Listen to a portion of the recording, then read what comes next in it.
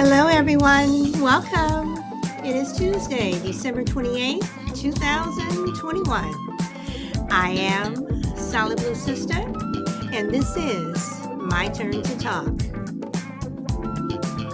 Welcome, Frankie. You are number one.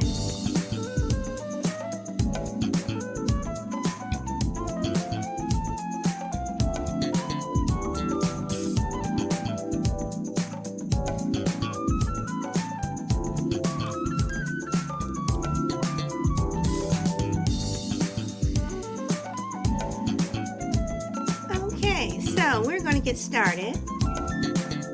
And we will just let everyone else trickle in. Welcome, Crucible Man. You are number two. You are number two. So let's see. Let's get started. All right. So today I want to talk about blind dates. Yes or no? Your mom has the perfect guy or girl. Your best friend wants to set you up with a college friend. Your coworker wants you to meet their brother or sister. Are you game? What is the first thing you ask? What makes you want or not want to see the person again? So, I guess my first question, how many people have been on blind dates? I've been on two. Didn't like them. um, well, actually, I take that back. I've been on three. The third one, I ended up dating the person, and it was one of the worst relationships that I ever had. But uh,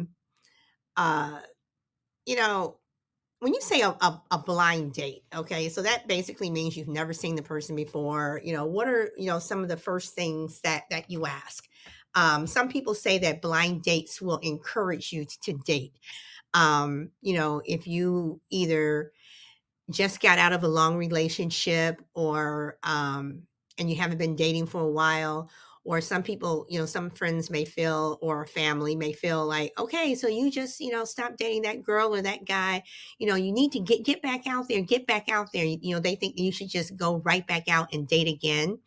Or if you haven't been dating for a while, some people want, to set you up, just to get you, not necessarily out on the dating scene per se, but just out and about so you can meet people.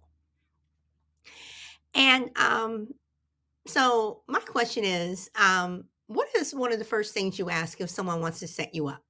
Now, we're all human, and one of the first questions will be, what does he or she look like? Everyone wants to know what that person looks like. Do you have a photo? All right. And what if someone says, well, they're a really nice person. He's a really nice guy. She's really sweet. But you're not telling me what the person looks like. So if you say that someone is, really sweet or really nice, great personality, you've known him for a long time, he opens up doors for you, or she's a good cook or whatever, but you're not telling me what they look like. Does that matter? Do looks matter? You can be the not so attractive person, but be one of the nicest people. You can be the most beautiful or the most handsome and be a complete asshole. So those are my questions, and I want to know, not only what are some of the first things you ask, but what makes you want or not want to see the person again. So I'm going to open it up and we'll let other people trickle in here. And Frankie, I'm going to send the invite out to you. Hopefully, I'm gonna have to do another evening show so you can talk, girl. And Crystal Man, I'm going to send out some invites. So what do you guys think? If you guys want to pop on and answer some of my questions. Anybody?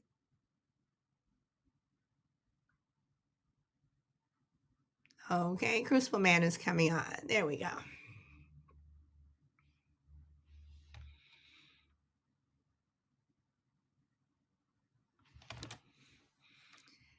Did we not get you? Let me send out another one. There you are. You have the mic, Crucible Man. Hello. Yeah, blind dates are one of those things in life that you kind of think, well, I have nothing to lose until maybe you go on one and you realize you've lost maybe an hour and a half of your life that you'll never get back. But blind dates, you have to kind of define blind date. Is a blind date these days? A blind date typically means you've never seen the person, you've never met the person, you've never spoken to the person. You only know what somebody is telling you. But today we have online dating, and you can see somebody's picture usually if they're not going to show Well, you a okay, picture. Crucible Man, let me stop you there. Let's go to the old-fashioned blind dates where there was no social media. It was just one of your friends or your family setting you up with someone that you didn't know. So let's address that one first. What are some of the first things that you would ask?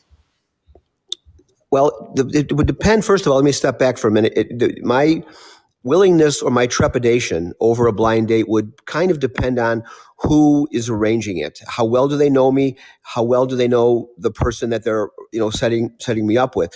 So obviously, I would ask what does she look like?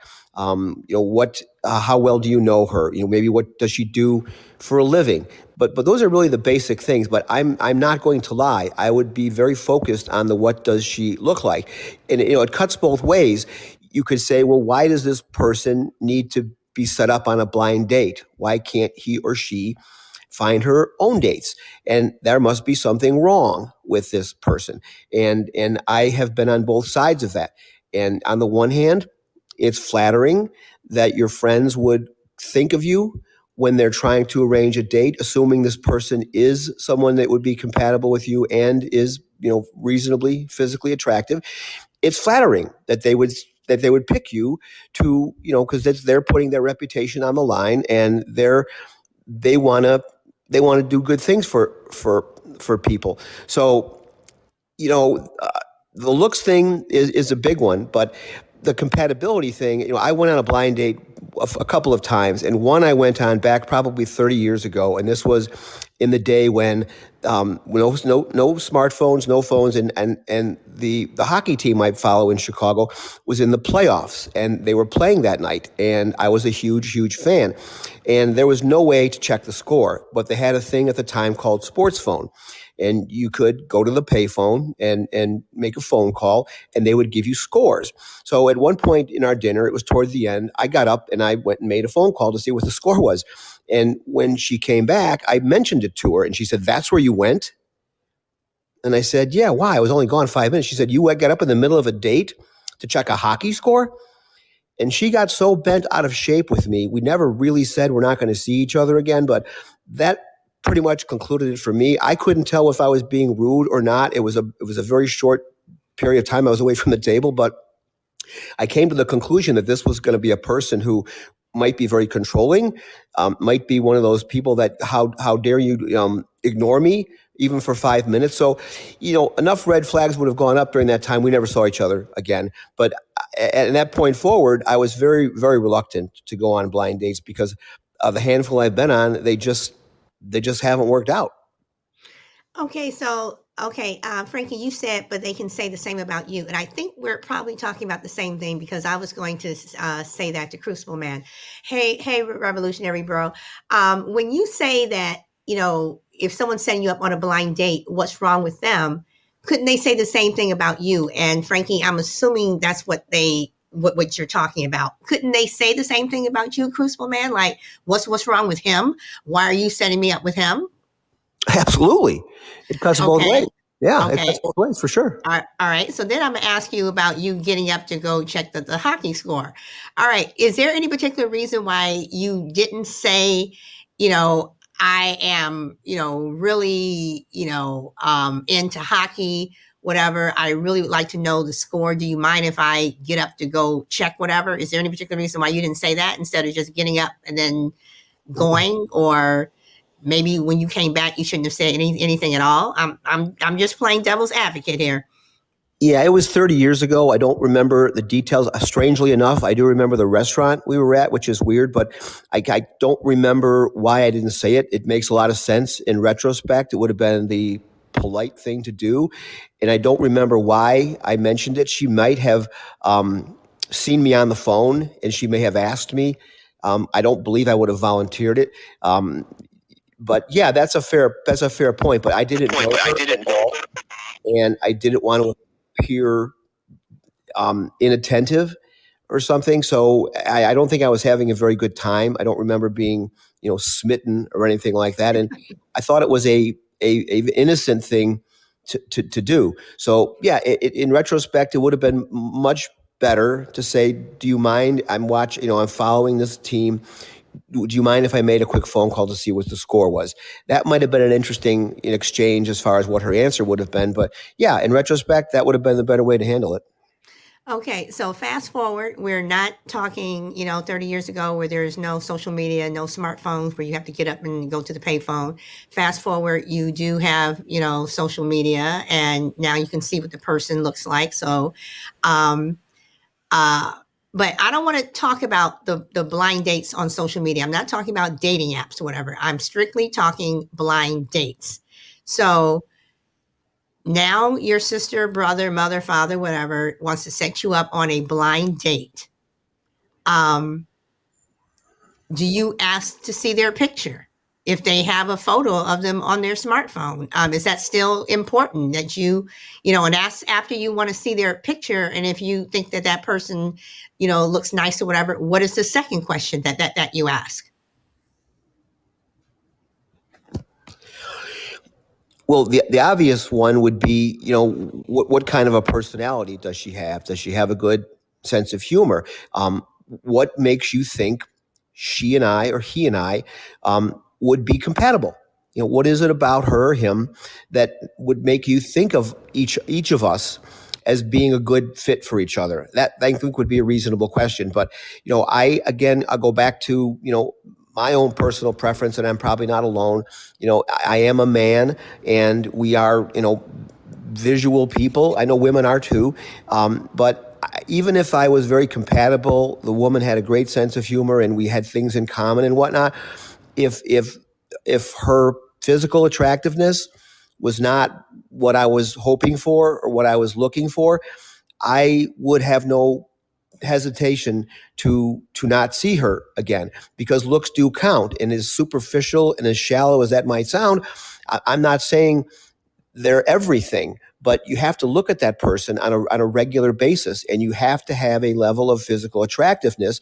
Otherwise, those other qualities, in my world, those other qualities aren't lessened at all, but they're diminished a little bit. And you can take your shots at me and call me a male chauvinist pig, and I probably would plead guilty to that. But I would very much tend to overweight the attractiveness in lieu of some of the other qualities. All right, bro. How are you? I hope you had a good I'm holiday. fine. I want you to weigh in because I know you're going to say something that I'm just going to start laughing at. Anyway, go ahead. All right, let me say this. He Yo, okay. First of all, whenever you start off with, let me say this. I'm just prepared. Go ahead. all right, Crucible Man is 100% absolutely zippity dooply right. Let me say this. Even jobs do that because when a job hire you, a job wants you to be somebody that they can look at and deal with for about the next 25 to 30 years, depending on how young you are and how long you're going to be there. People don't want to have Teen Wolf come onto a job and be playing basketball for them and be like, okay, Teen Wolf is only good for wins. You Oh understand? Lord. They want somebody that everybody is cool with. But let me say this about blind dates. My aunt hooked me up with one, and it was this Catholic church lady, and she was a fundamentalist to the gundamentalists. She had a gun on the date, and we was riding down the street. She picked me up, and I'm riding with her, and she caught road rage and pulled a gun. Now she didn't show the people the gun and everything, but I saw her pull it out of her pocket. And she was like, ain't this something? Like she was gonna go after the people. I said, wait. I said, let me up out of here. Cause you got a whole gun on you. And I ain't comfortable with a lady that I don't know that somebody set me up with a whole gun in this car. So, after that, I can't do no more blind dates. I'm blind dated out. I'm done. Oh, bro. I don't even think about them. And plus, dates ain't blind no more unless you catfishing, because everybody can see everybody. The world is watching. Well, I mean, okay, so if you go on a blind date, and again, I'm not talking about you meet someone on social media where someone may catfish you. I'm talking about someone someone that set you up with someone that they know. I'm strictly talking about blind dates. Mhm. So, in terms of, okay, let me ask you this, bro. Crystal Man said that he, wants to know what the person looks like. Okay, that's fair. Um, Yeah. if someone was not that attractive when they showed up at your door, or you showed up at their door, or at the restaurant, whatever, would Uh-huh. you be turned off? And would you be open to want to continue with the date just to see if they have a nice personality? All right, hold on. All right, let me see. It depends on the level of bad, because James Brown used to use that word all the time, bad.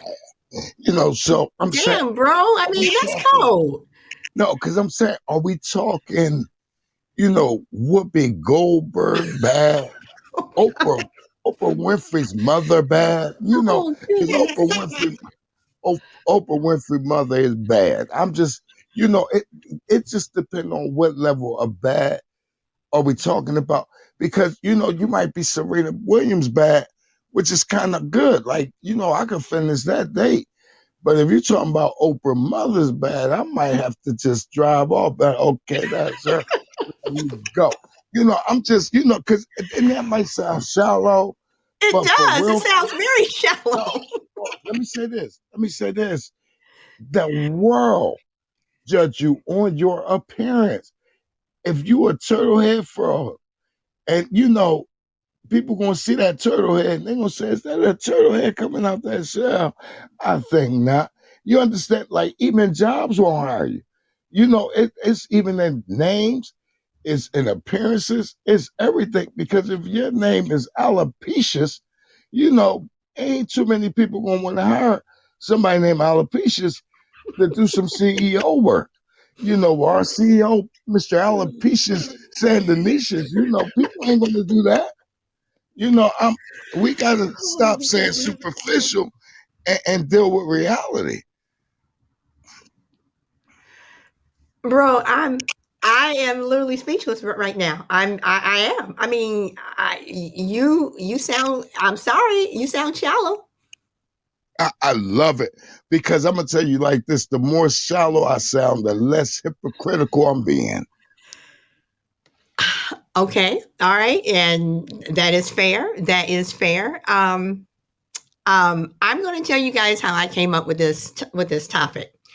Mm-hmm. Once again, yes, I do watch My Three Sons, and Robbie, the middle brother, was getting all of these phone calls, and he kept wanting everyone to answer the phone for him, saying that he wasn't there, whatever. And come to find out that there was a Sadie Hawkins dance, and he thought all these women, or all these girls rather, were calling him for a date. And his whole strategy was that he was going to wait to see who was calling, and then he was going to choose the one that he thought was the best. So Mike, who is the oldest brother, says, "Well, wait, let me try to do a questionnaire and question these girls for you, and so you can choose the best one." Well, it ended up where they were not calling Robbie to, find out if he wanted to go to the dance. They were calling Robbie to get other boys' numbers. They were calling to get some of Robbie's friends' numbers so they could call his friends to ask him for a date. So it ended up where Robbie had his choice between two.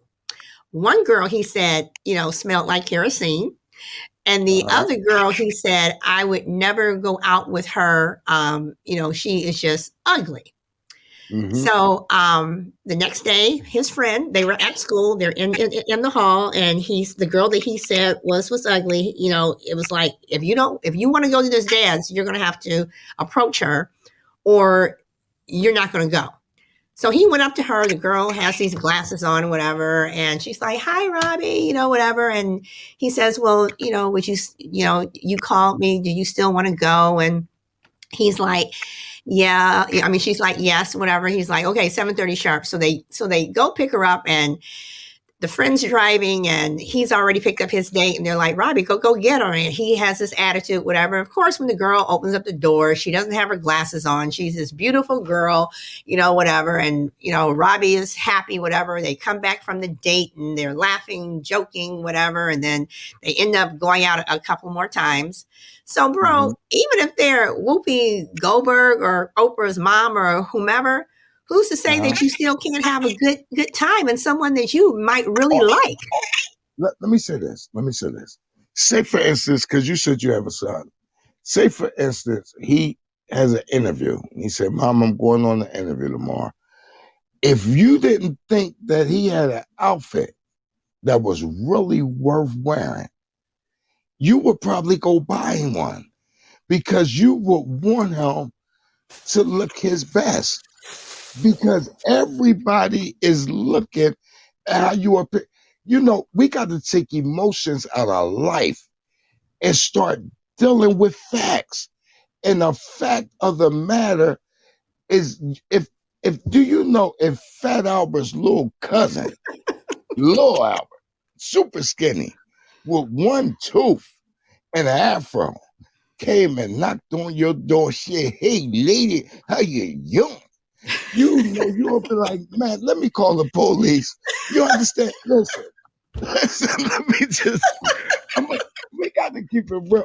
Listen, I'm not a hypocrite at all. So people don't agree with me. They think I'm crazy. I don't care. I don't care what they think, but I got to tell the truth. And I'm not just saying, I won't go out with it because it's somebody for everybody. They just not for me. You understand what I'm saying? I understand what you're saying, but dang. No, I got to tell the truth. The truth and nothing but the truth. The truth will set you free.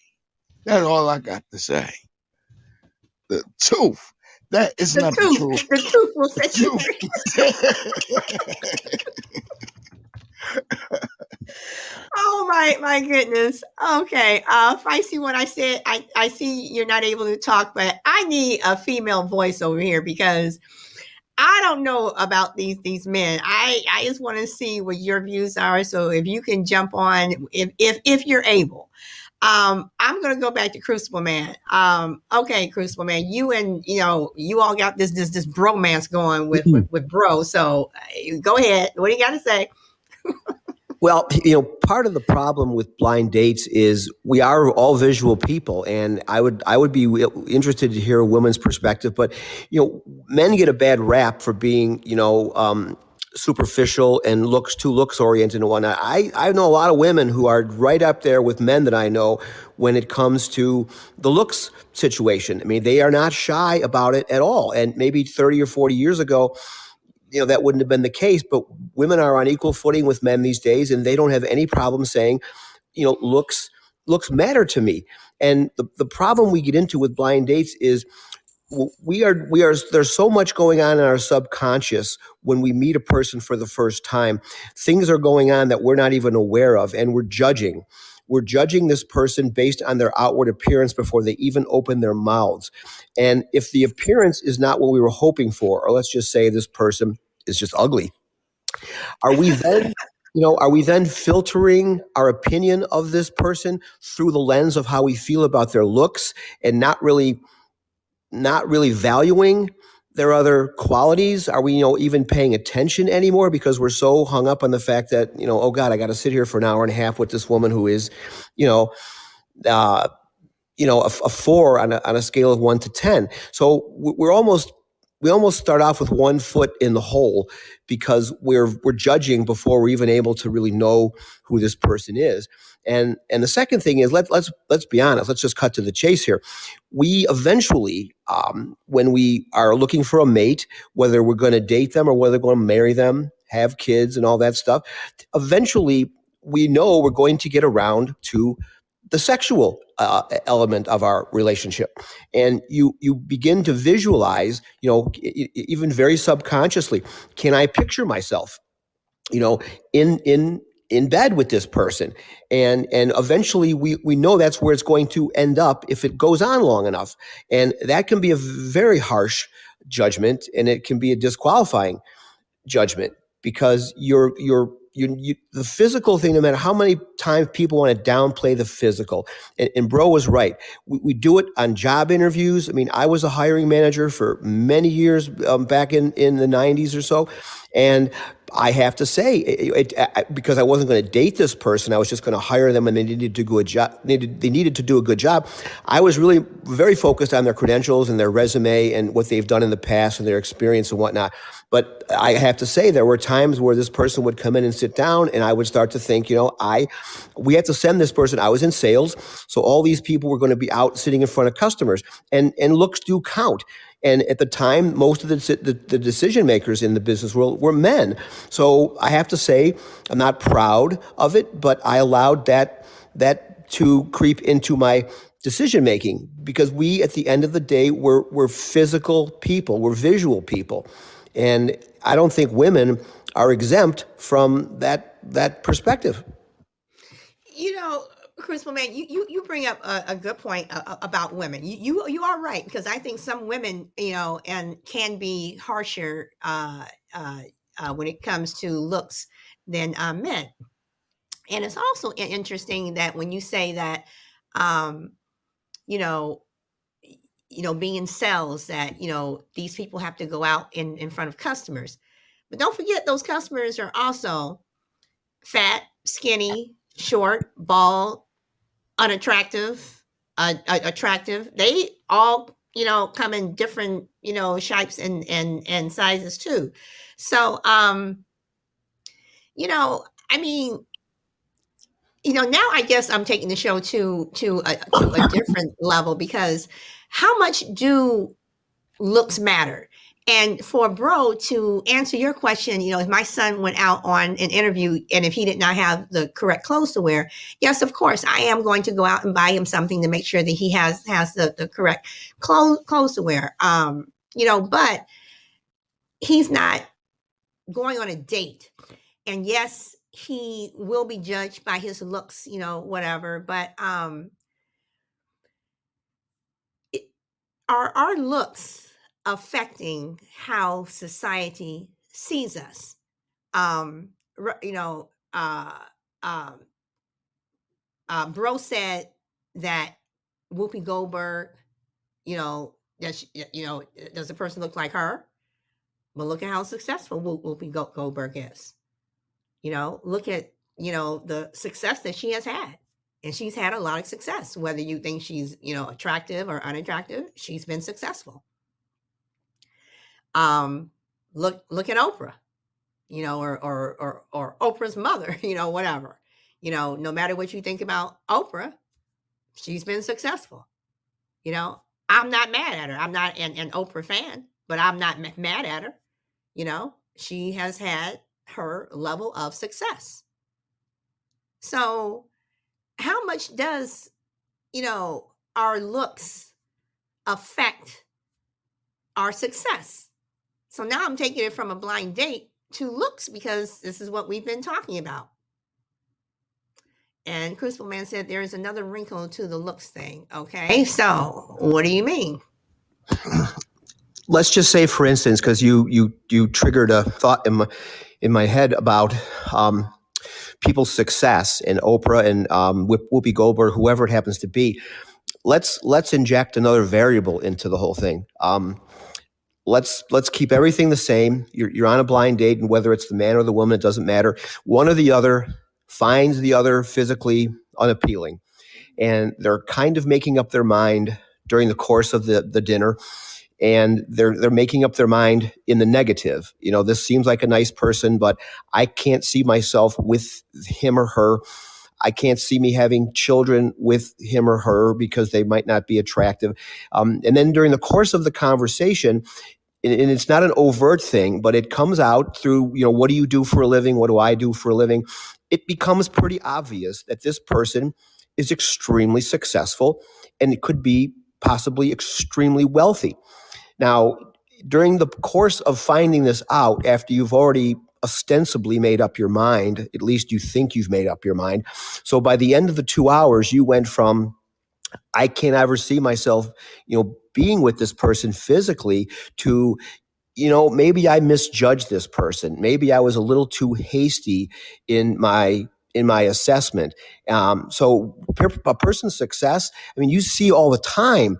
You see very wealthy men. You don't see it too often with women, but I'm sure it happens. Very wealthy men who are as ugly as a homemade bike, and they're with some of the most beautiful women in the world. So at some point, somebody made a trade-off to decide that, okay, I'm not crazy about the looks, but I can get past it if I'm going to live in a $3 million house someplace. So there's all kinds of trade-offs in deals we make with ourselves. And I think the person's success or wealth or something could be one of those kind of tiebreakers where you decide that maybe the looks thing isn't as important as you thought, and maybe you should look at other things, and those are just as shallow when you're measuring a person's wealth and their looks. None of them have to do with their character or other qualities, but wealth and success can definitely be an equalizer when it comes to the physical attractiveness. Okay, now Feisty One says it's preference, not trade-off. And Bro says, how many Whoopi lookalikes are in Hollywood? They can deal with one. Plus, we don't know what she did to get there. You're absolutely right. And Crucible, I want you to address what Feisty One said, then I want to address what Bro said, then I'm gonna let Bro come on. So, do you have a comment to what Feisty One said, where it's preference, not trade-off? Well, your preference is to date a wealthy person. Who wouldn't want to date a wealthy person? So, the reason I characterize it as a trade-off is you're getting something in exchange for something else. Yes, it is a preference. There's no question. We would prefer to date people who have money and are successful versus the alternative. But the trade-off comes where you have made up your mind in one time period, or it's in some sense that this person's physically unattractive to you and you can't see yourself with them. And then over the course of a period of time, maybe it's a couple hours, maybe it's a couple days, you begin to see that they have other things like wealth and success that you find attractive. So you make a conscious decision. You can say, okay, I'm going to forego the looks in exchange for the success and the wealth. It's a very cold, calculated analysis, but I can't see anything else that it could explain it. So that's where the trade-off thing comes in. It's definitely a preference, but you're kind of making a deal with yourself. You say, I'll accept this in exchange for this. Okay. All right. Okay, so Bro, you said, how many Whoopi lookalikes are in Hollywood? They can deal with one. Plus, we don't know what she did to get there. You're absolutely right. But having worked in the industry for about 10 years, and having seen a lot of, I was on the talent side, I was on the agent side, I was, business manager for some very high level people. And the things that I saw, the things that I heard, the things that I saw on paper, there are a lot of Whoopi lookalikes. And, the people who usually have to work to get their success more so than others are women. Whether you're good looking or not so good looking, whatever, you have to work for it. And when I look at someone like Whoopi and you hear her story, Whoopi never should have made it to where she is today in Hollywood. She just never should have. But she had talent. And that talent allowed her to um, you know, jump the line, so to speak, and become successful.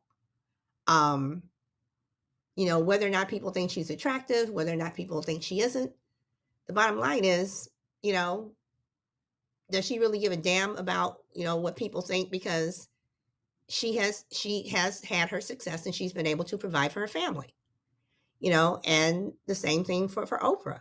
I remember when Oprah first came on the scene, people were talking about her looks and what have you, but she made it. Next thing you know, she had her own show, and look at where she is. So, um,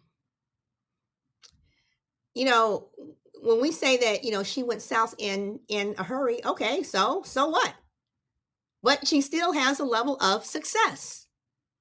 The people who are dogging her, whatever, it's like, do you have the success that she has?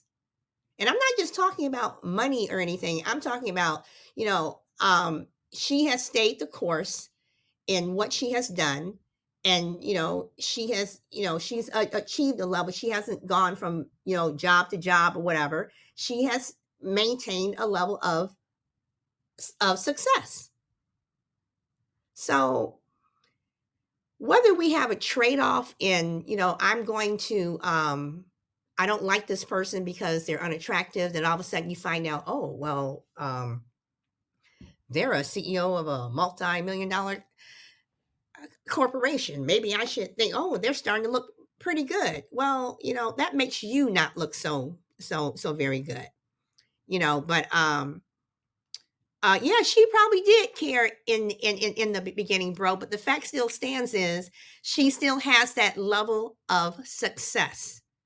When I look at the Kardashians, who, I just shake my head. But at the same time, I'm not mad at them. They have a level of success that a lot of other people don't. However, whatever they did to get there, they are there. The same thing with the Olsen twins and what have you. They are there. I'm not mad at you. I'm trying to get there. So again, how much do our looks contribute to a level of success, when you could have the talent, when you could have the smarts that will get you there anyway? And if I'm sitting across from someone that looks like Whoopi Goldberg, and then all of a sudden I find out, well, she's this and she's that. Well, she's not looking so bad after all. Who's the person that's superficial, and who's the person that looks pretty bad and unattractive? It's not her. It's the person who is now thinking twice because, well, what can I get from her? What trade-off can I get from her? What can I get from him? What is he going to give me if I stay in this relationship, or if I pursue this relationship? So, bro, you have the mic. Can you hear me? I can hear you. Okay, let me just say this really quickly. We got to be careful of the term level of success, because level of successes are equated with money.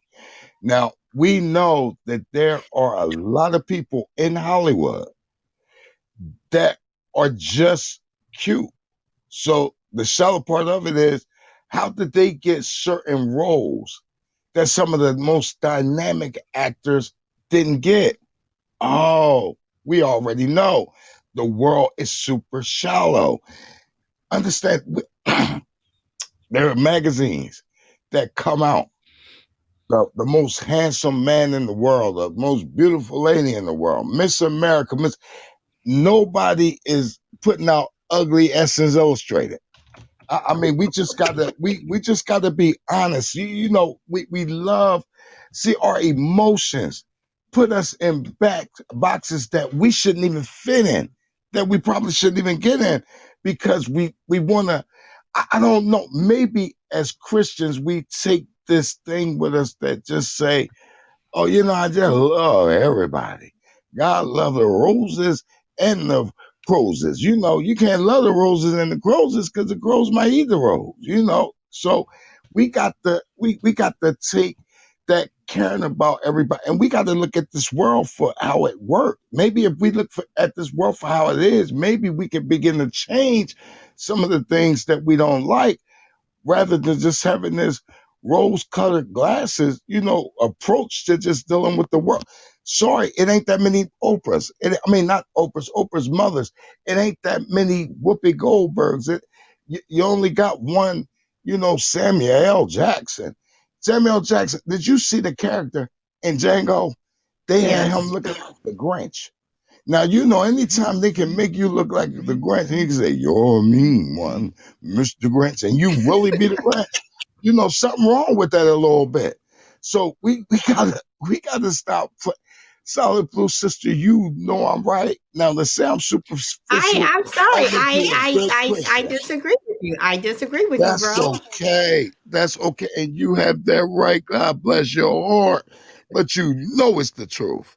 I You disagree with you. know. And just so you know, I am not a Sam Jackson fan. So, and every role that he plays, he to me he sounds the exact same.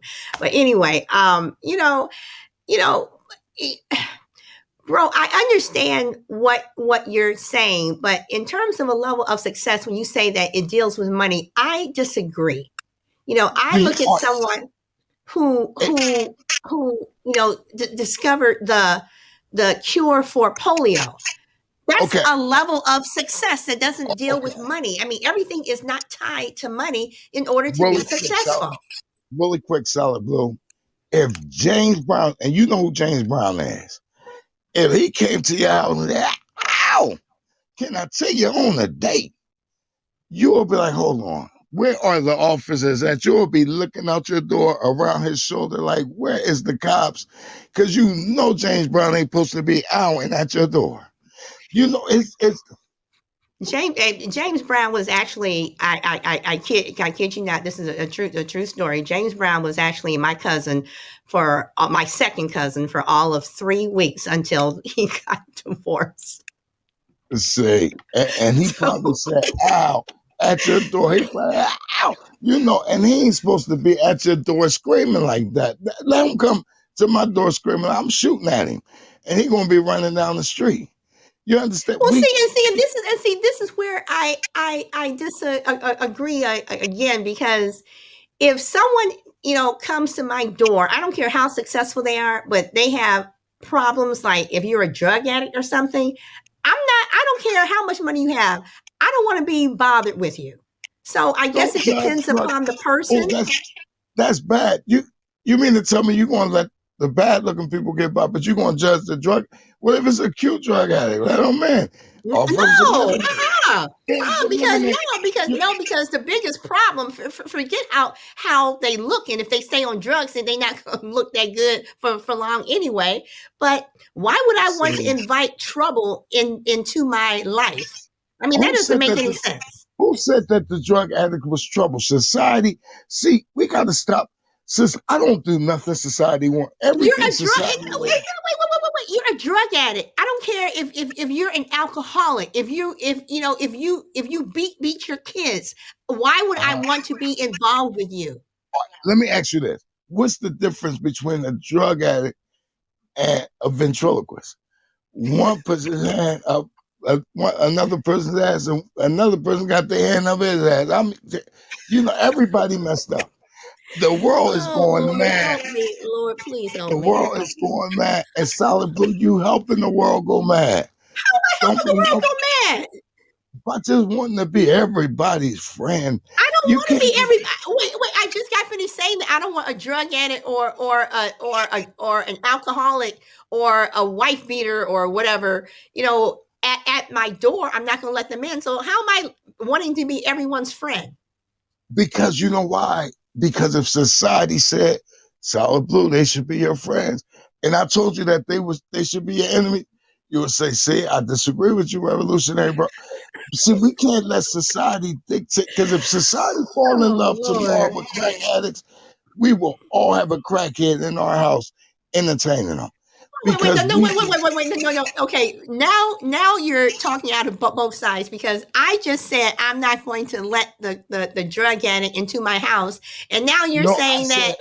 I said if society because society got you thinking, oh well, everybody should have a turn. And we know that the world talk like that, but the world don't do that.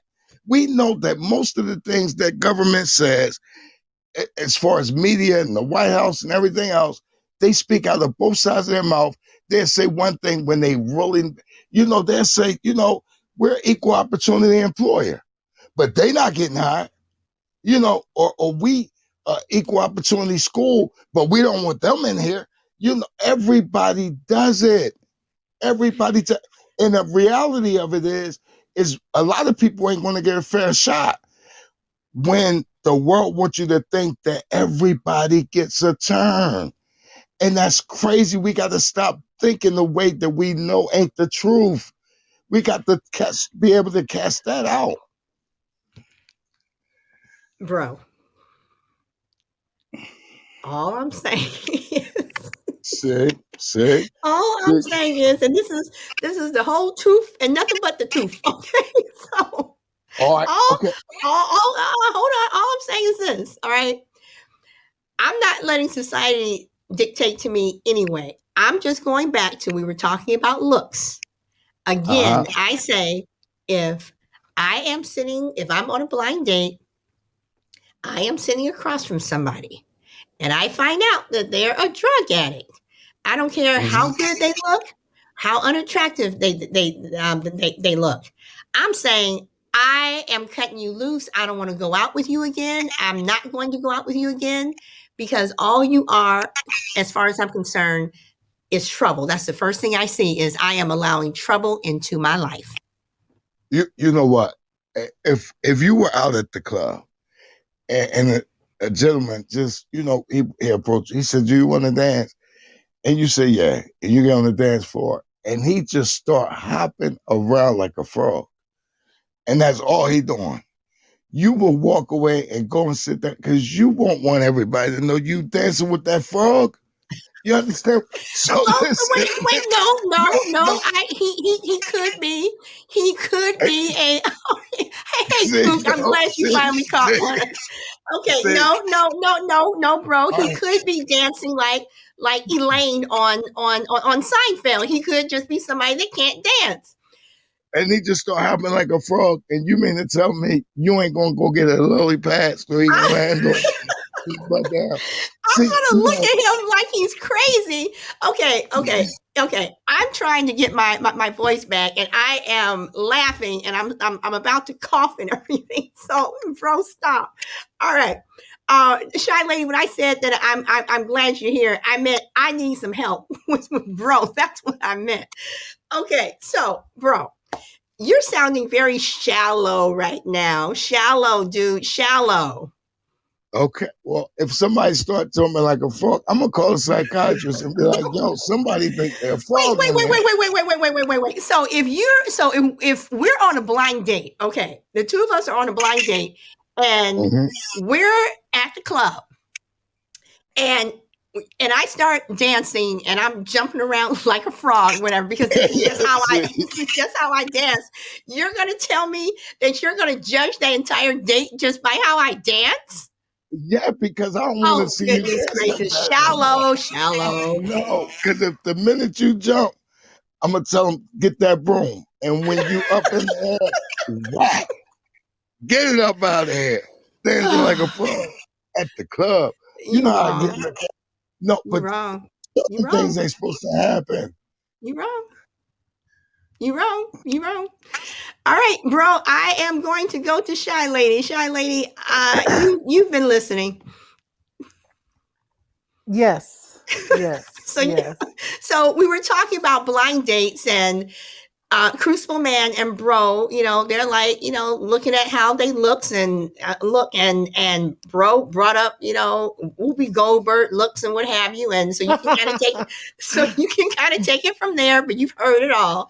So what do you think in terms of how do you judge a blind date? And I'm not talking about people that you meet on social media. I am strictly talking about a blind date that your family, friends, whomever set you up with, and you're out with this person. I've had a couple actually, and they didn't work out in my favor. So yeah, I'm not really big on blind dates, but um, I know situations have worked out for some people. If you kind of know the background about a person and you've kind of seen how they look or whatever, that's a little bit different. But I remember a situation where I was working for a certain company and I was taking calls. This is when I was in my 20s, and you and I were at the same company. And there was this man that I took a call from. He sounded really nice, right? So we made arrangements to meet one day after work. And I described what I was going to have on. He described what he was going to have on. When he walked in, I didn't move. I just sat there and it's like, nope. And that's what happened for me. I didn't even get a chance really to talk to this man because when I Wait, saw wait, the wait, way wait, wait, wait, wait. So wait, so you're saying, but the way he looked, you didn't move? I didn't, yeah, I didn't walk up to him and say, "Oh, hey, you're so and so. Remember me? We talked on the phone. We supposed to meet." I just did not get up from my seat. I watched him from afar, and I let him, mosey along his way.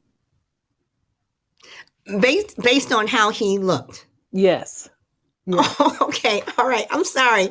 I just, all right. So, but you thought he was nice over the phone. I did. Yeah, So, did he look disappointed when he didn't see you or I don't know whatever? how he looked because I just kind of like when I saw him when he just was he sounded like he was kind of nice on the phone, but when I saw him in person, the way he was dressed, he could never be anybody that I could see myself with. He wasn't that attractive.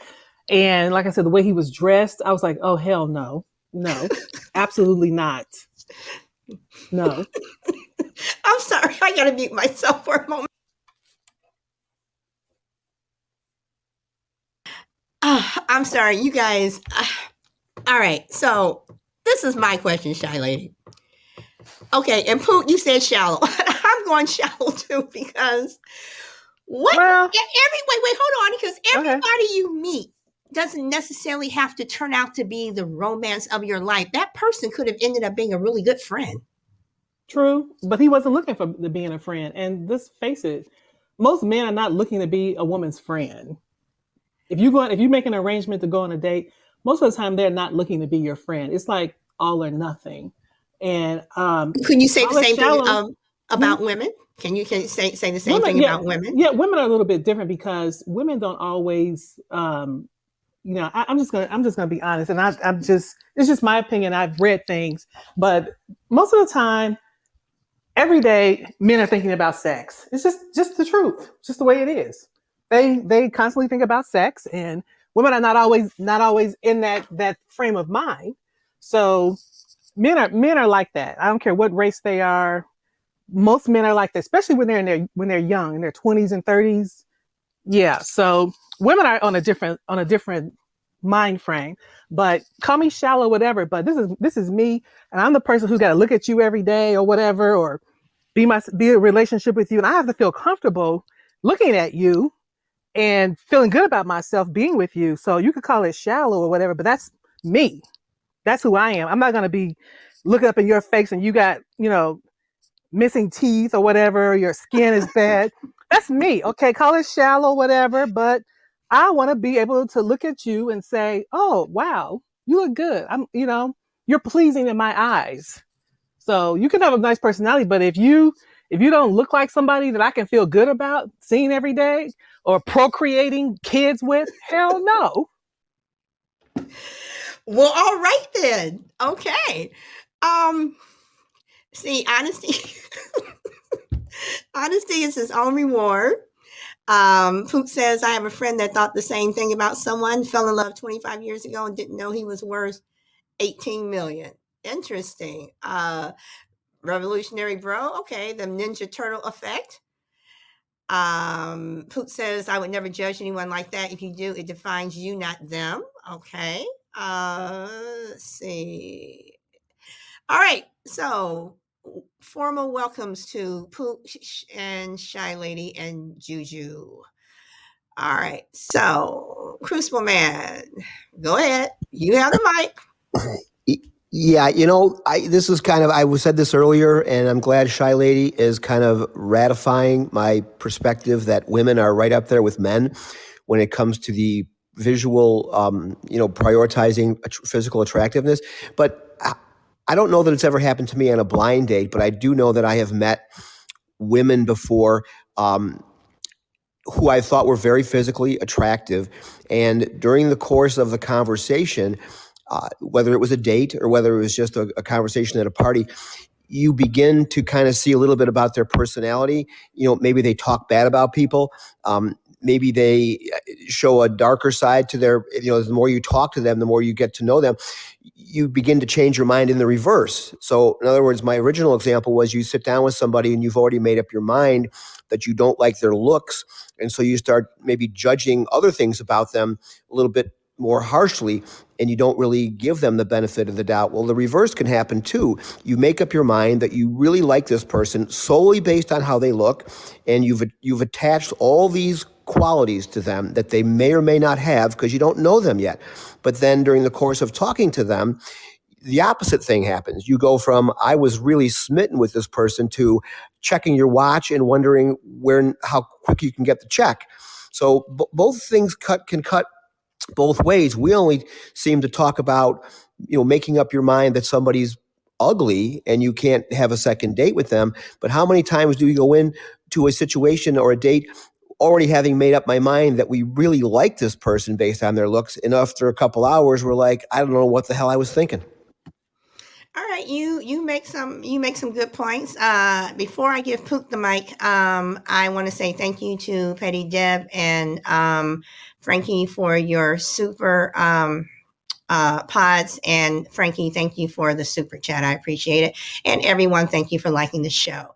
Okay, Pook, you finally made a show. Welcome. You have the Hello, mic. how are you? Hello, I am good.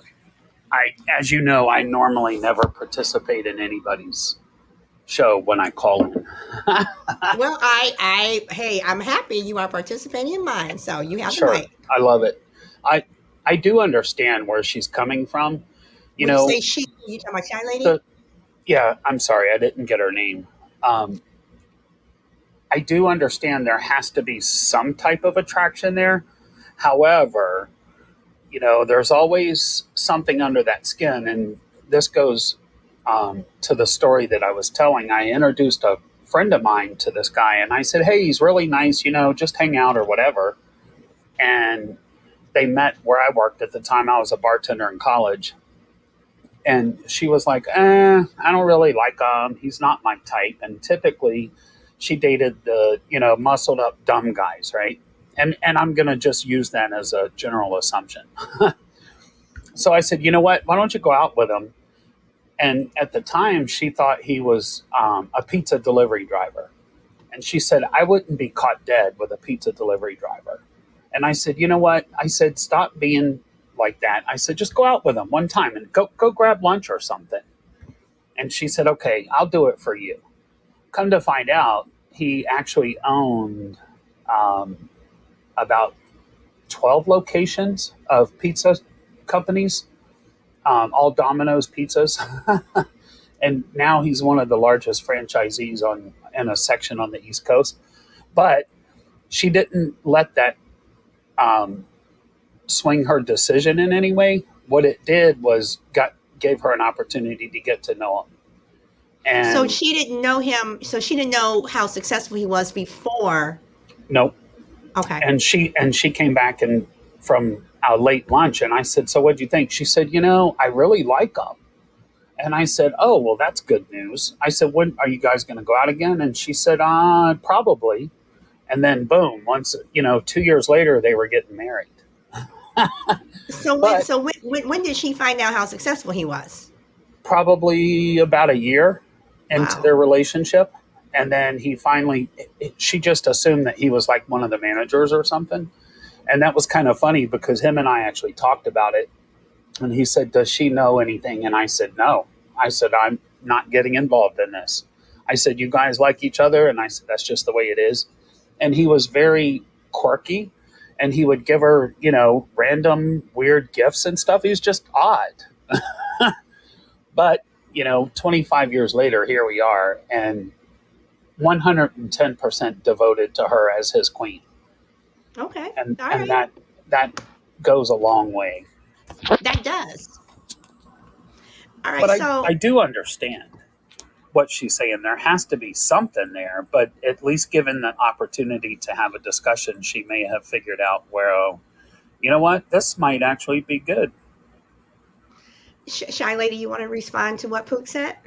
I think that is a good story, but it doesn't always happen like that for a lot of people. I mean, meeting anyone with that kind of money is very rare for the average person. But I think a lot of people are driven by money, particularly women. I've never been the type, as they call it, a gold digger type. Never been that kind of person. And the whole money thing, it's nice, but you don't need, in my opinion, you don't need $18 million to live a good life. You don't need that. I'm happy with a person that can, you know, provide a good life for me and my family. That's fine with me. You living above average or whatever, that's all good. But I'm not the kind of person, never have been the kind of person to just be solely focused on someone's career or money. I'm a college graduate myself. I have my own ambitions and dreams, and I've just never been that kind of a person. So, and I've never been into like the whole looks thing either, because I've dated very good looking men only to find that they didn't have anything going on in their lives. So I always wanted someone who I could have a stimulating conversation with, and someone who had dreams or goals or aspirations to do something more than just be an average person. And I pretty much raised my kids like that as well, to not be superficial, to choose someone who's got something in common with you, somebody that's equally yoked with you. And if the money comes, it comes. I'm into making my own money. I don't need a man to, make money for me. I've never been that type of person, but that's all. Okay, so I'm going to throw this out to you guys, and whoever wants to answer can answer. Shy Lady, you made a comment when you said that when this guy came into the restaurant wherever you were supposed to meet this guy, and you said that he wasn't that attractive, someone that you would not want to have children with. Is that something that people think about when they're dating? I mean, is that a consideration that when you met your husband or your wife or your girlfriend or whatever, do you look at that and say, what are my children going to look like? But also remember that when you have children, those genes can, jump back, couple of generations, and they may end up looking like, great, great, great, great Uncle Sam or great, great, great Aunt Dorothy. So, Shy Lady. I just wanted someone. Like I said, he didn't have to be the finest man in the world, but just somebody that I thought that I could be attracted to, that I could feel good about looking into their eyes and all of that. And I didn't really consider as far as the children thing until I felt that we were compatible. But when I typically, meet a person back in because I've been married like 30 years, but back when I was dating, that's something that I would look at, is if I was attracted to the person. I think that's most people. Most people, whether they are a man or a woman, most people, when they see someone, they say to themselves, "Oh, he's attractive," or "She's attractive." So I think that's kind of common, but most of the time people are not really thinking when you first meet a person, could this be something serious? Because you kind of really don't know. But after a few dates, you probably will figure out whether or not you want to be bothered. And because I was always dating with the intention and the purpose of finding a suitable mate to marry. That was always my intention. I was never the kind of woman who would just date to be dating because I was bored or because I thought they had something. Because I guess that was the way I was raised. My parents got married young. My mother was 18. My father was 22. I was always the kind of person and was raised to date with intention, not just the date to date. So I was always looking for a husband when I was dating. With that in the back of my. Okay. Crucible Man. Yeah, I agree with Shy Lady. it never really crossed my mind as far as what my children might look like with the woman I was dating. I think it depends on, I think Pook typed it in the chat box. It depends on where you are in the relationship. I mean, somebody, might really be chomping at the bit to get married, and they may start evaluating things much earlier in the relationship than the other person might, because they're not thinking about, about getting married. So, but I think even before you get to the, what are my children going to look like, I think we start to envision, and we start to, and it's probably subconsciously and consciously, we all have a preference of a body type. We like people thin. Some guys or women might like men with a little more meat on the bones. And we start to visualize, and I don't want to be too graphic here or anything, but we start to visualize, okay, do I want to even see this person naked? And if I can get to that point, can I actually see us, doing things in an intimate way that would then even lead to children? So I think even before you get to the, what are our kids going to look like, can I envision myself even in an intimate situation that would end up in a situation where we're having children? So that's the biggest hurdle, I think, for me. You may like a person's personality, you may like even how they're, what their facial qualities are, but maybe they're 30 pounds heavier than you typically like, or 30 pounds lighter than you typically like, and you're having a very difficult time envisioning that next level. And if you don't get to that next level, there is no relationship. And as you said to Shy Lady earlier, yeah, you could end up with a friendship with this person, but most people aren't looking for friendships. It's a fallback, kind of a default position, that if it doesn't work out romantically, yeah, maybe we can be friends. But both sides, men and women, I believe, go in assessing fairly early on, could I see myself? And you know what I mean by that. Could I see myself with this person? And their willingness to even consider children comes from, can I even get to first base or second base?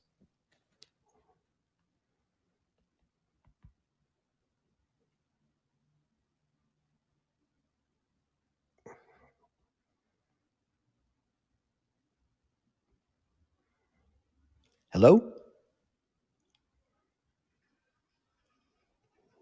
I'm sorry, I had myself muted. I want to say something that Feisty once said earlier in the show. She says, yes, looks are affecting how many in society are viewed. You have heard some say, she is so pretty, but she is so big. That's like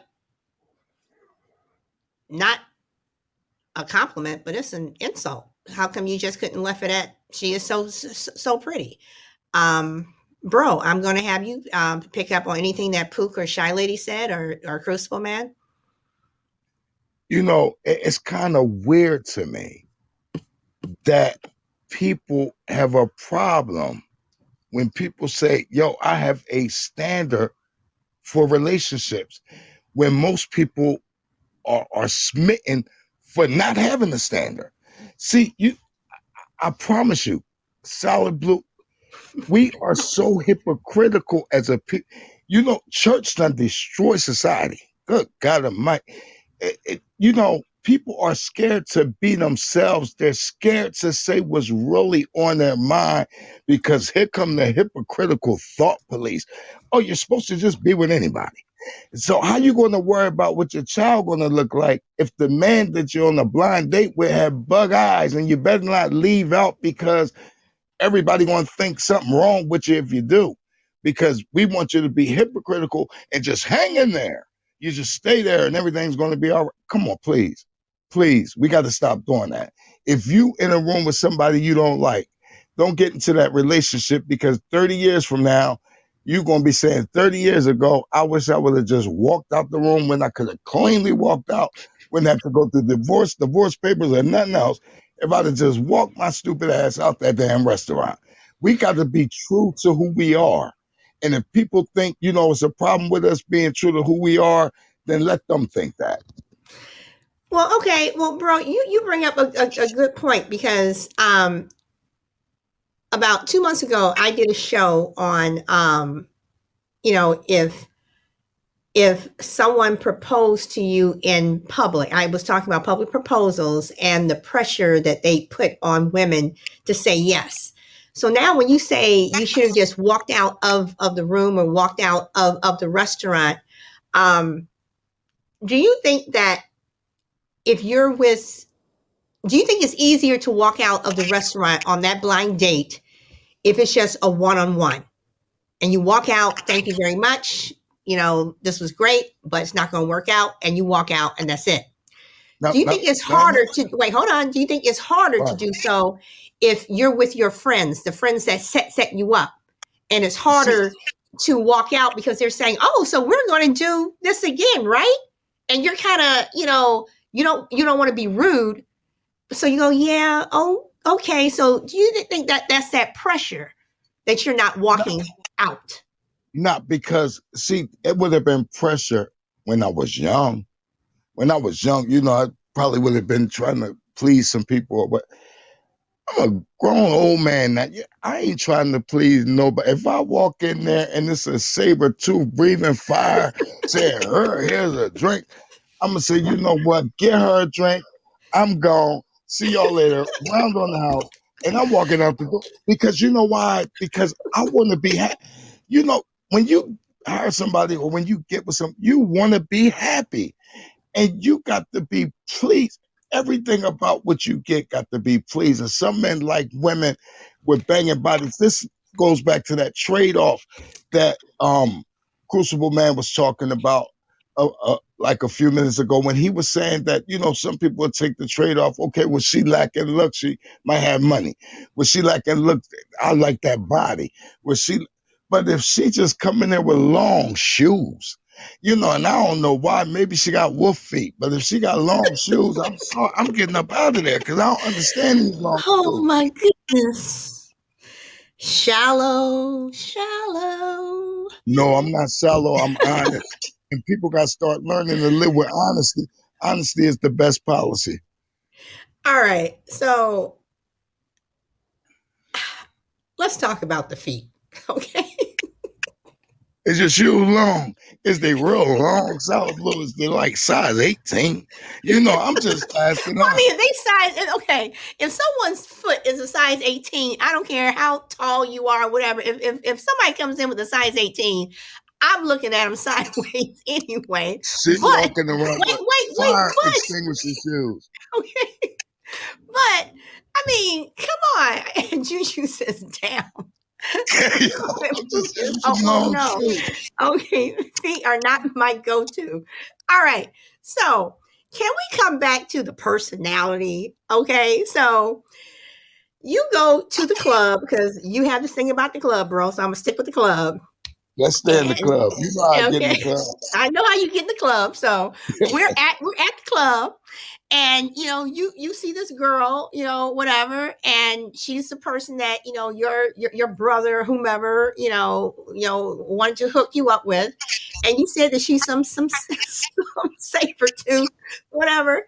But Mhm. could you at least stay and have the drink with her? Because even though you may not want to see her on a romantic level, Uh-huh. what if you all just sat all night and just had a really good conversation? And So, at the end, and hold on, and at the end of the night, it was like, you know what? I don't think this is going to work out in a relationship wise, but I would like, I would like to have you as a friend. I mean, what is wrong with that? Solid Blue, I don't go around making friends. M&Ms make friends. All right, let's remember that. When we was a kid and we had some M&Ms and a little kid came up and said, can I have 3? And we gave him 3. And they said, okay, we're your friend now because you got some M&Ms. When your M&Ms are going, we going. You know, I just look at it like this, Solid Blue. I don't need no additional friends. Every friend is a potential enemy. So I don't just go around collecting friends in a bag. You understand what I'm saying? So if I go in there, I'm not looking to make her my friend because that's not what we started off. We started off on a journey of trying to connect. And if we can't connect on what we were initially connected on, I don't want to be your friend. Go find friends. You got friends. You understand what I'm saying? You can go get the other saber tooth, be your friends. They're your friends. They don't want Okay, to okay, introduce okay, you. okay, bro. So if we all said, okay, everybody that comes to the Solid Blue Show, we're all going to hook up and meet, whatever at this restaurant, whatever. You wouldn't come because you would want to be our friends. I don't want to be nobody's friend. I don't even want to be Captain Crunch friend. And I like Captain Crunch. I love Captain Crunch, peanut butter Captain Crunch. I love Crunch Berries. Oh goodness I ain't trying to be gracious! Captain Crunch friend. I ain't trying to be his friend because at the end of the day, once I eat that bowl of cereal, I'm gone. You understand what I'm saying? Okay, so are you somebody that doesn't have friends? I don't have many friends, and I don't really want friends because you know what friends do. Let me tell you what friends do. Friends are see, arm driving and arms like that. You gotta come to the house. I can borrow. No, I ain't gotta come to the house. You can borrow. I ain't got no knickknacks or snacks. Nothing. Leave me alone. I go to work. I come home. I got about 3, 4 friends that I politic with, and we all on the same level. I got my little sweetheart, and we cool. And that's it. My world. I'm kind of, I'm already boxed in. I don't need no additionals.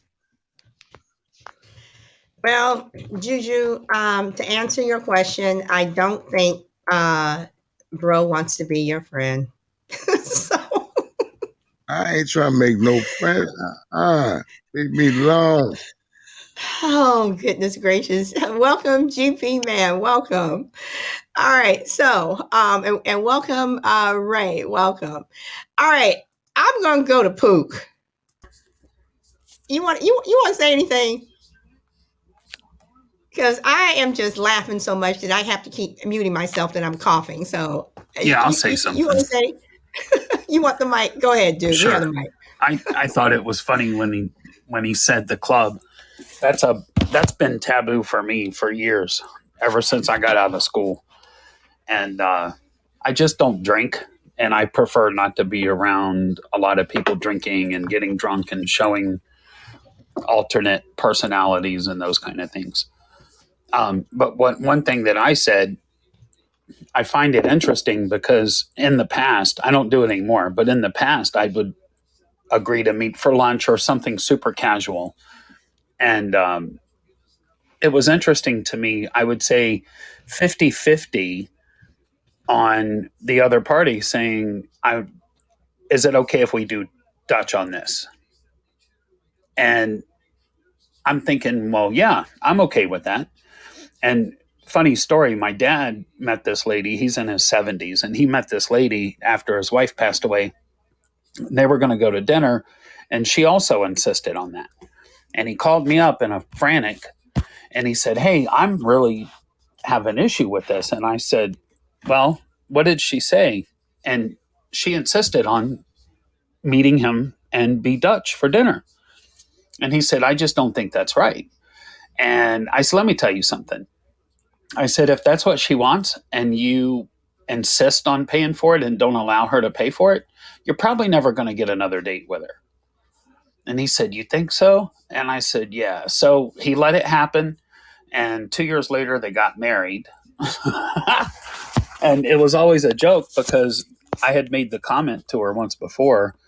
Um, it's funny because he had mentioned that, and she said, "Well, he would have never gotten another date if he didn't let me pay for my own meal."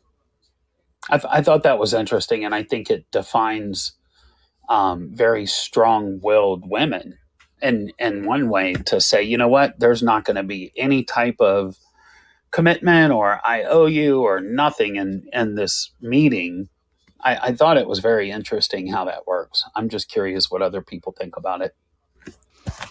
It's interesting that you say the thing about Dutch because I personally think that if you go out with someone and you don't know them, I think that women should pay for their own meal, and mainly because I don't think that if and I'm not saying all guys are going to do this, but I don't think women should ever be in the position where a guy says, "Well, I paid for your meal, so therefore you should." I think that women should, pay for their own meal. And, if something else happens, something else happens. But don't let the fact that you pay for my meal that I owe you something. So that's my thought on that. Shy lady, you have thoughts?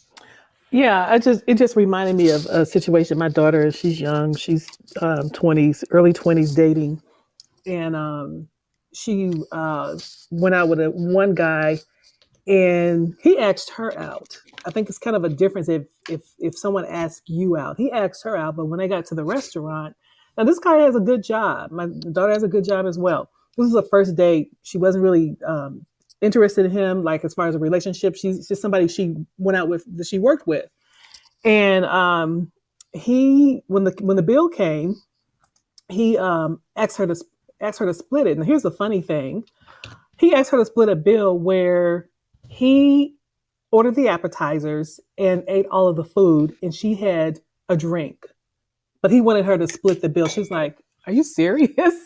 And he was like, "Yeah, let's split it." And she said, "But I didn't even eat anything. I had a drink," because he chose the restaurant. It was a restaurant that she didn't really care for, and I think it was a Asian themed restaurant, and she's got kind of like allergic reactions to like because they put a lot of peanuts in things, and so she was like, "I'm not taking any chances." But he was insisting on going to this restaurant. She was like, "Well, okay," because she assumed that he was paying because he asked her out. So she's like, "Well, I'm not really feeling anything here." So she had a drink. So I thought that was a lot of nerve that he asked her to split the bill to go Dutch when it was his idea. And also, another thing that brought to my mind is my daughter said that she doesn't mind paying Dutch sometimes because she doesn't want to feel like, especially if the guy has taken her out 2 or 3 times and he's paid, she doesn't want to feel like she owes them anything. So she says she kind of doesn't really have a problem with going Dutch sometimes if it's somebody she's interested in. But typically, because like I said, it's been a long time since I've been in the dating world. But typically, she said that guys ask her out and they will pay for whatever. But I just wanted to say that I just thought about the guy who wanted to go Dutch after he asked her out and ordered all this food and then wanted somebody to split the bill with him. That was Well, and Charlene, you are right, but I in terms of going out with girlfriends. I mean, I've gone places where I've just had a drink, or just had a plate of fries that may cost $5, and they've had these meals. They're like, okay, let's split. I'm like, this is what I'm paying for, and no, I mean, come on. So yeah, yeah. Um, Let's see. And Rose says women talk Dutch, but if the man says let's go Dutch on the first date, that's a problem. Bro. And then see you and Crucible Man, y'all got this bromance going. Okay, Crucible Man, go ahead. You have the mic. He makes a very good point. And that had never even crossed my mind. But I understand why women want to go Dutch. I typed it in the chat box, and I think you agree. There's no expectations and there's no pressure. But if the situation were reversed and it was a first date and the man said, let's go Dutch, I have to believe that woman, I'm generalizing, would have a very harsh assessment of him. He's a cheapskate. He's just looking for sex. He's not serious. There would be all kinds of negative things attached to that guy by saying he wanted to go Dutch. And so I think it's an excellent point. You have to, it cuts both ways. If you're going to go Dutch and you have your reasons for going Dutch as a woman, why can't a man have his reasons for going Dutch? And I think when you suggest to go Dutch, you're a cheapskate, and you will probably not get a second date with that woman. I can honestly say, and this is honest. If someone wants to go Dutch with me, be it a blind date, be it my husband, be it my girlfriend, whatever, we can go Dutch. I have no problem with it. However, I don't want to go out with someone who would automatically, and I say this for men too, don't assume that if you say, okay, let's go to lunch, don't assume that I'm automatically going to pay, because I'm not going to assume that you're automatically going to pay. I think if you go out with someone to eat or wherever, you should have enough money or enough funds to cover your meal or your transportation, whatever, just in case. So that's what I think. Welcome, Ziller. You're coming in at the very end. So we are going to wrap it up. I'm going to go around the room. Does anyone have any last words? I'm going to start with you, Crucible Man. Any last words? Oh, at the risk of being accused of a bromance, I'm going to circle back to Rev Bro. Honesty is always best, and sometimes we are criticized as being selfish or hypocritical or superficial when we all want the same things. We all want a physically attractive person. We want them to have a good personality and a good sense of humor and all of those things. And we sometimes continue with relationships because we're not being honest with ourselves. We know that we're not physically attractive, but we go through with it anyway because we think we're a bad person. But you're not doing that other person any favors. So I think we're all visual people. We're all physical people. At some point, that is going to become an important element of the relationship. And if you're not comfortable with a person's looks, it doesn't make you a bad person. So I think if you're honest with yourself, you have a better chance of being honest with another person. Keep your expectations low and treat that person fairly. Don't be too judgmental. But remember, at the end of the day, we're all entitled to our own preferences as long as we treat the other person fairly. Okay. And before I go on, that guy says, I usually say up front, I pay for this date. If you enjoyed it, next time you pay. We do what you want to do. And I think that's fair. All right. Can I say And something really quick? Juju agrees with that. Hold on, Ziller. I am going to get to you. Keep expectations low, keep it in mind, and Pook says have full. Okay, hold on. Ziller, I am going to come to you, but I'm giving Bro the mic next.